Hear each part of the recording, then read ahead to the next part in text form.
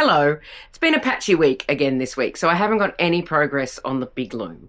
I did say last week it was going to be a quick project, but as it turns out, that kind of relies on me sitting down to actually weave it. It's way slower when you don't weave it. So maybe for next week, but we'll see.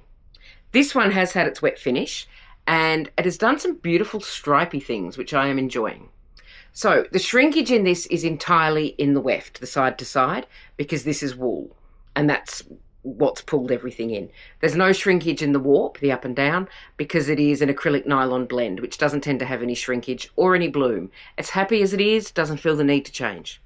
So the shrinkage with the weft, which has pulled everything in, has made the warp closer together, which has given us these nice stripes. They were there last week before I washed it. It's just a little bit more visible now. And it's the same with the weft stripes, which were there, but because everything's pulled in and bloomed and shifted around a bit, now we have these nice, obvious colour stripes. They're not really strictly speaking stripes.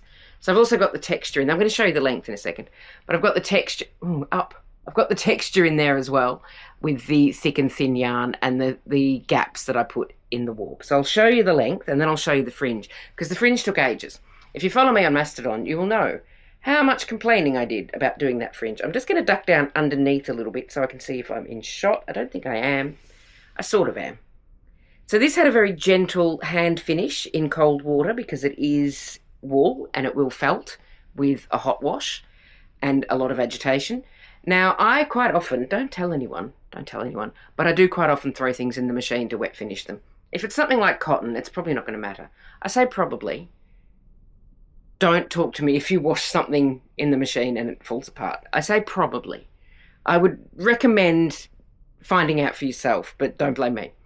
So that's the length after it's a nice, gentle wet finish. And the fringe, as often happens with these plaits, has gone twisty. Can you see the twists? So that is a 4-strand. Is that an end that I missed? It is. It is absolutely an end that I missed. So I'm so glad I'm holding up this end to show you. The 4-strand plait often does a little twist. And I always pretend I've done that on purpose. Oh yes, I absolutely put the twist in. The twist wasn't there until the wet finish. That happens in the wet finish. Doesn't always happen, sometimes happens. It's one of those things that you can't really plan for. It just happens or it doesn't. So I'm really pleased with that. It's quite soft now as well and drapey. And I can't tell you really anything about that yarn for the weft. It is Ice Yarns Bamboo, it's discontinued.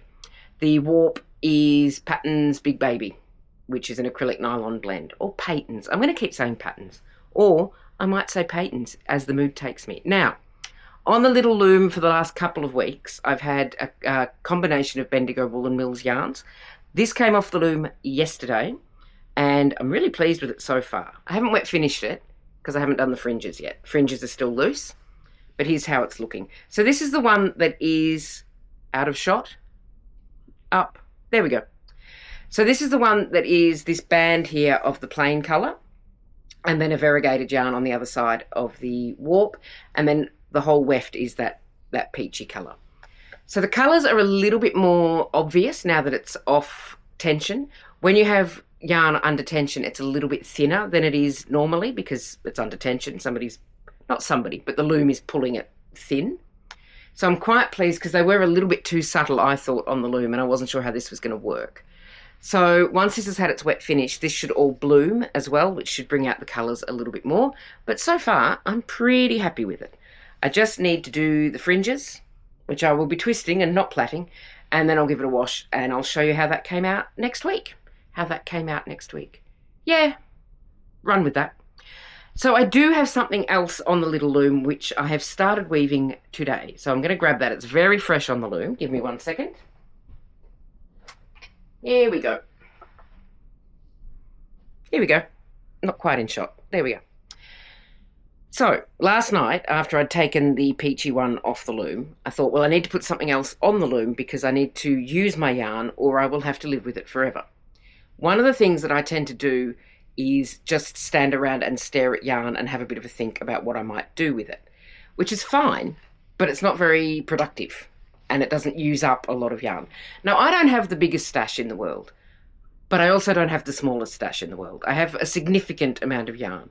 So I kind of get a bit stuck on what I should use next and what I should pair it with. So the plan this time was to go to the yarn that I got from my aunt, which is still in a separate bag. It's in my bedroom. And close my eyes, plunge my hand in, grab a ball of yarn, pull it out, and whatever I pulled out, I would work with. I would combine it with other yarns. I would put it on the loom. I got this fluffy yarn. Can you see how fluffy that is? It's not quite the same fluffy yarn that I was using a few weeks ago. Now, I don't have any information about this fluffy yarn at all. No label. I don't think I even have a full ball of it. I do know that it is synthetic, and I think it's nylon because it is very soft, but I did do a burn test. There's no animal fibre, there's no plant fibres in there. It is entirely synthetic, and I would suggest nylon. Can you see? Is that showing up? I don't quite know. So this is a clasped weft. I shouldn't have to think about that, but I always do. This is a clasped weft. So I've combined this fluffy yarn that I pulled out of my aunt's stash, and that's going on almost a third, or maybe a third of the width there, because I don't know how much I've got. It's hanging in this bag here. So maybe enough to do a good length if I keep that band quite narrow. And the reason that that's hanging there is because when you take the shuttle through, I explained this last time I did a clasped weft, and I don't think it went well. Hang on. Don't put your shuttles in your mouth on the internet. There we go. So what I do is take the shuttle through the warp. Going so well. I have had quite a lot of coffee today. You'd think I'd be all right.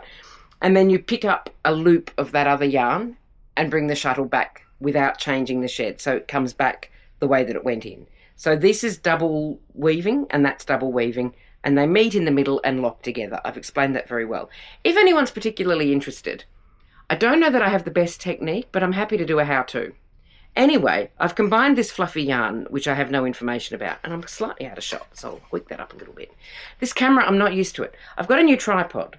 I'm using a new tripod today, so I can stop complaining about my bad tripod.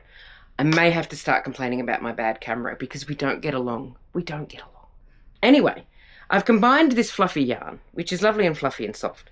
What am I going to do with you? I'm just going to get some more yarn off that so that I can swing it under there and hang on to it with the other hand. There we go, magic.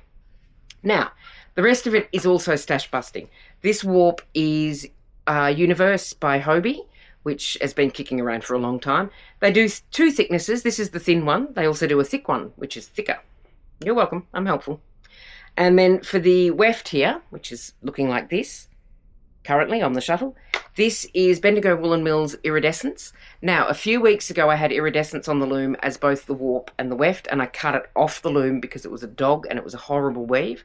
It's fine just as weft. It's using it as warp that was my mistake.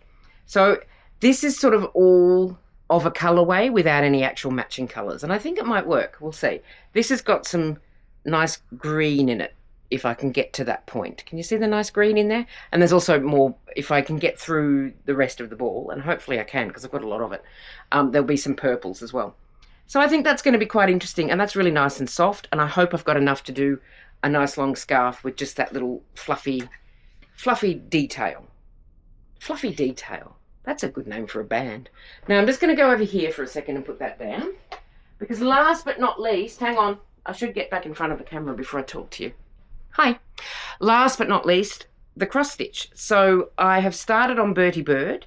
I did the elephant and the turtle from the Flower Friends series from Satsuma Street, and I have started Bertie Bird, and Bertie Bird is looking very cute.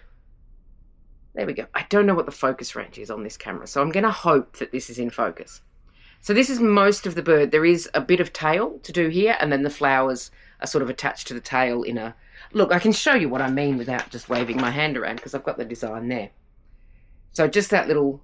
Now I haven't got enough hands. There we go. That little taily bit there, and then the flowers on top.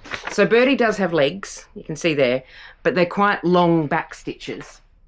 And I don't want long back stitches hanging around while I'm handling the piece, because knowing my luck, I will catch them and they'll pull out. So that's how Bertie's looking. I'm really enjoying these. I'm sad that this is the last one, but I do have Christmas ornaments from Satsuma Street, which I will be working on after this. I don't know why. I don't have a tree, but they're sparkly. There's beadwork involved. I think it's going to be fun.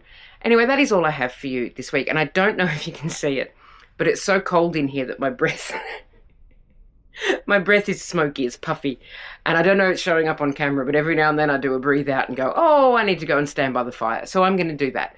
You have a lovely rest of your week. Take care of yourself, and I will see you next time. Bye for now.